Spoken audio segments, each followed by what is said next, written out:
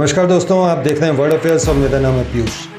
क्या ब्रिक्स अब पश्चिमी देशों के वर्चस्व को चुनौती दे रहा है? क्या भारत बन चुका है ग्लोबल साउथ की सबसे मजबूत आवाज़?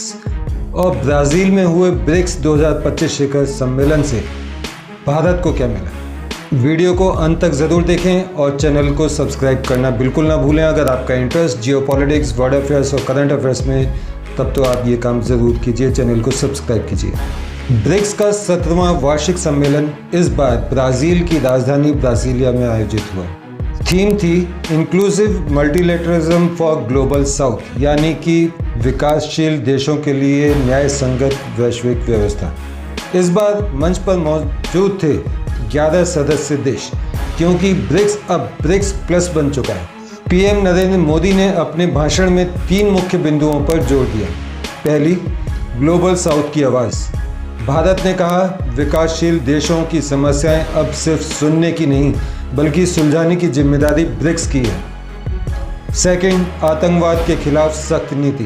भारत ने BRICS counter terror task force की मांग रखी। Third, digital public infrastructure. Bharat ने यूपीआई जैसे मॉडल को ब्रिक्स देशों में लागू करने का प्रस्ताव दिया। अब सवाल ये है, भारत को ब्रिक्स समिट 2025 से क्या मिला? पहला, $8 बिलियन की ट्रेड डील हुई। भारत और ब्राज़ील के बीच फार्मा, एग्रीटेक और डिफेंस सेक्टर में बड़ी साझेदारी हुई। Second, BRICS currency dialogue.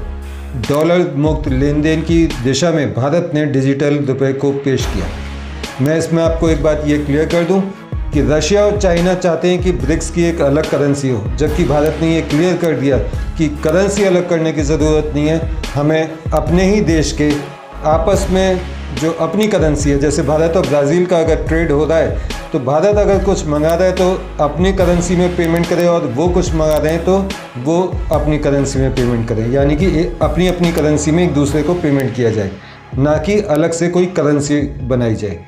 Third है ग्लोबल साउथ लीडरशिप। अफ्रीकी और लैटिन अमेरिकी देशों ने भारत की बात को समर्थन दिया। ये भारत की कूटनीतिक जीत है। फोर्थ, टेक और ग्रीन एनर्जी कॉरपोरेशन। ब्राज़ील और साउथ अफ्रीका के साथ ग्रीन हाइड्रोजन और सोलर अलायंस में नई पहलें शुरू हुई हैं। चीन और भारत के रिश्तों में भले तनाव हो, लेकिन मंच पर दिखा कूटनीतिक संयम। भारत ने फिर एक बार बेल्ट एंड रोड इनिशिएटिव पर आपत्ति जताई, लेकिन संतुलन बनाए रखा। आपको याद ही होगा कि अभी पिछले कुछ दिनों पहले ही एससीओ में भारत ने जॉइंट डिक्लेरेशन पर साइन नहीं किए थे, क्योंकि उसमें पहलगाम टेरर अटैक को शामिल नहीं किया गया था, जबकि ईरान के हमलों को जो इजराइल ने ईरान पे किए थे उनको शामिल किया गया था। पाकिस्तान के बलूचिस्तान में जो आतंकवादी गतिविधियाँ चल रही हैं उनको भी शामिल किया गया था।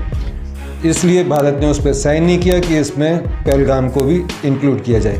जबकि इस ब्रिक्स समिट में चाइना इस बात पर राजी हो गया कि जितना भी आतंकवादी घटनाएं हैं उनके खिलाफ एकजुटता दिखाई जाए या एकजुट होकर उस पर कार्रवाई की जाए। ब्रिक्स 2025 ने साफ किया कि भारत अब सिर्फ एक सदस्य नहीं बल्कि एक लीडर बन चुका है। दुनिया के नए पावर स्ट्रक्चर में भारत की भूमिका और मजबूत हुई है।